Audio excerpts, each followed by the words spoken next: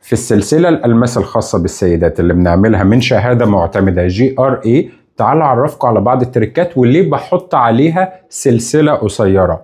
هو الماس الميوسانتي أو الميسيونايت، مش الميزونايت أو الأمازونايت، ومش الماس حر، ومش الماس لاب.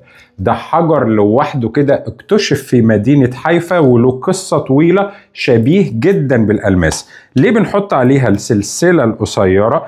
أو يفضل اللي احنا نحط عليها السلسلة القصيرة. هما شكلين على فكرة، لكن الفرق بينهم مش كبير قوي. أنا بركب عليهم سلسلة إما 55 سنتي للمحجبات، وإما 45 سنتي، ولو أقصر كمان من 45 سنتي هتبقى تحفة جدا. ليه التركة دي؟ لأن السلسلة دي ألماس مش حجر كبير، صغيرة جدا ومنمنمة وحاجة شيك قوي. فعلى سلسلة طويلة أو في نص الصدر مش هتكون ألطف حاجة. المفروض ان هي بتبقى على الرقبة، بتبقى كده شيك وقطعة تحفة على فضة عيار 925 فضة ايطالي. الحجر من GRA معتمد، معاه شهادة الضمان ومعاه كل مواصفاته، تحفة جدا. اشوفك على خير.